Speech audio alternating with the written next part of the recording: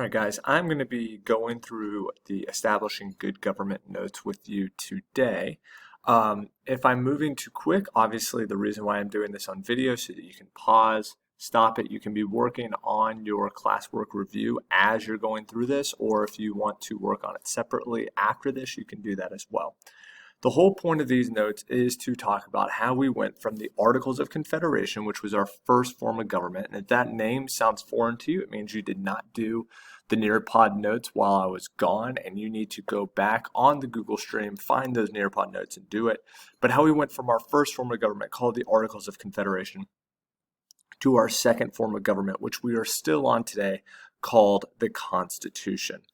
Now, the Constitution we're describing as a good form of government because it's lasted for so long, but let's get into kind of how we got there. All right, so the Articles of Confederation was not working. The federal government was so weak under the Articles of Confederation that basic functions of the government were not able to happen, such as putting down a small rebellion in Massachusetts called Shays' Rebellion. They weren't able to collect any taxes either, so the Articles of Confederation was just a complete mess. So they had a meeting. There was, I think, 73 men had a meeting to discuss what they could do to revise this Articles of Confederation, but eventually they're going to move away from revising the Articles of Confederation to just creating a whole new form of government that was called the Constitution. And this meeting was called the Constitutional Convention. It was held in Philadelphia, and it is going to be headed up by George Washington. He was he wasn't actually like the leader, it was more like he was the mediator between all of these different sides. So the first debate that came about was this idea of representation. So under the Articles of Confederation, it was a very simple form of representation where every single state, no matter the size of the state, no matter the population or the power, got one vote. Every state was equal. But there were some states that were drastically smaller than others, such as Georgia was very small, Virginia was very big in terms of population. Virginia had about 10 times the number of people as Georgia did, yet they had the same amount of votes. So there was a debate about if votes should stay that way, meaning that each state gets just one vote. That was called the New Jersey plan.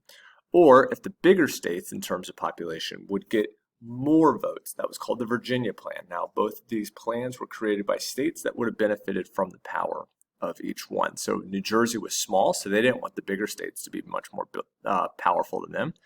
Virginia was the biggest state, and so because of that, they wanted to have more votes than everybody else. Ultimately, what was decided is called the Great Compromise. And this was created by Ben Franklin, was one of the founders of this idea, and it was a bicameral legislation. What that means, bi meaning two, and cameral is house. So two-house system where there would be two groups of people that would make laws. One that would be based off of population, so that's the Virginia idea, and one that would be based off of equal representation. That was the New Jersey idea. So the House of Representatives is today our house that is focused on population. So different states have different House of Representative numbers. California has the most, I believe, with 55 House of Representative members. Georgia has, I think, 16. The smallest one is Wyoming. It has 1. So the bigger your state, the more votes you have in the House of Representatives. Then you have the Senate. The Senate is equal representation. And in the Senate, each state, no matter how big or how small, California has 2 senators, Wyoming has 2 senators. So every state has 2 votes. In total, there's 435 members of the House of Representatives, and there's 100 members of the Senate, making 535 members of Congress. Now, the next debate that's going to be had is, since the House of Representatives is going to be based off of population, the question is going to become, do people that are enslaved count as part of that population? Now, this can be confusing to people because the South is going to want to count enslaved people as a part of their population. Why would they want to do that? Well, if the South gets to count their people that are enslaved, that means they're going to have more people in their population and they're going to get more power. The North did not want to count people in slavery because they did not want the South to have more power.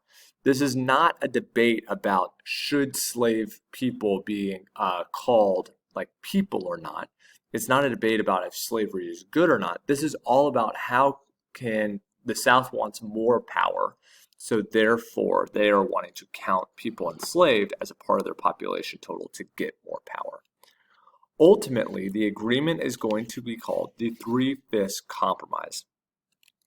And the Three-Fifths Compromise stated that the South would get to count 60% of their population that's enslaved as part of their population. So let's say they had 100,000 people enslaved, 60,000 would be added to the vote total. That means the South did get more power based off of if they had more slaves or not. However, to try to counteract that, the slave trade is going to be declared dead in 20 years. So in 1809, there will not be allowed to be any new people in slavery to come into the country. So no more new Africans could be brought into the country after 1809. Now, this did not mean that slavery was going to end, and in fact it created this really weird time period, which we'll talk more about, where the slave trade is going to stop, so no more new slaves coming in, but slave numbers are going to increase because of reproduction. People that were born into slavery are going to remain in slavery. So this doesn't end slavery, but it does stop the slave trade. And one of the reasons why this is agreed to is because at this point slavery is becoming a lot less popular. There's other ideas that are becoming more popular in slavery. Slavery is becoming very expensive. And so because of that, a lot of people think that slavery is going to die out. It's not going to, and we'll discuss why that is next unit. The last idea is this idea called limited government. Limited government is this idea that government does not have complete power. They have to listen to rules. Those rules are written down in the Constitution. So the Constitution is the rule book that the government has to follow. Now, ratification is just a fancy word for official approval. The Constitution had to be ratified by the states. That means there's 13 states, 9 of them had to agree to follow it. And this created a last debate between two groups of people that are going to become very, very important in this class. One group is called anti-federalist. These guys were not that upset about the Articles of Confederation because they like states' rights.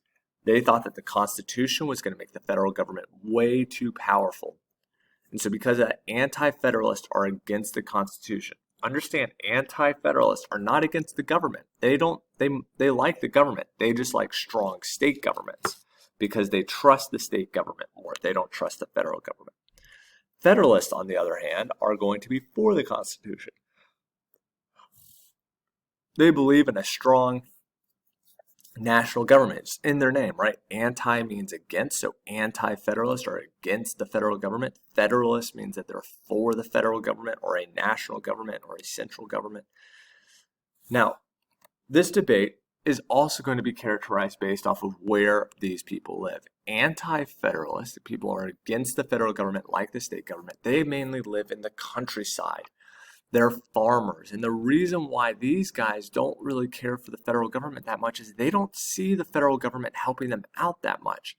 They feel like most of their situation that they're dealing with day to day, they can resolve themselves. They're trying to be independent. They're growing their own food. They're making their own houses. They're making their own clothes. They're trying to become self-sufficient. So because of that, they don't feel like the federal government needs to help them. Whereas Federalists mainly live in cities. Most people who live in cities needed to have some federal government help. They needed roads to be built. They wanted schools. They needed new improvements to the city that the federal government could help with. So this is what the breakdown is going to be. This breakdown still exists in our political system today. Most rural people are Republicans. Most people who live in cities are Democrats. So to ultimately get the anti-federalists who don't like the Constitution to agree to the Constitution, there is going to be a series of essays mainly written by Alexander Hamilton and James Madison to convince people that the Constitution is good. And this series of essays is called the Federalist, or the Federalist Papers. So the purpose of the Federalist Papers is to convince people that they should adopt the Constitution. Most of these papers are still super important today because it's how the Supreme Court reads the Constitution, because these papers lay out exactly what the Founding Fathers were thinking when they were creating the Constitution. So there can be very little misinterpretation of what's going on.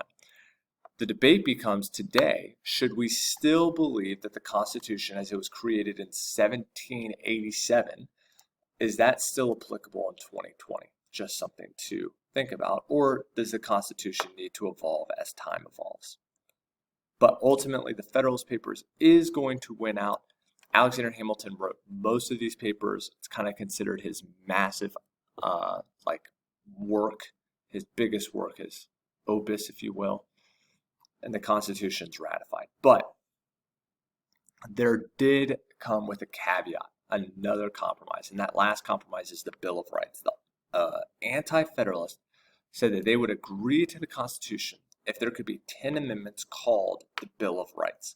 So as the Constitution is created, there's an amendment process in there. And the first 10 amendments were made before the Constitution was even finished. And those first 10 amendments are called the Bill of Rights. All of these Bill of Rights guarantee your rights as a citizen or as a state, and make sure that the federal government is not too powerful.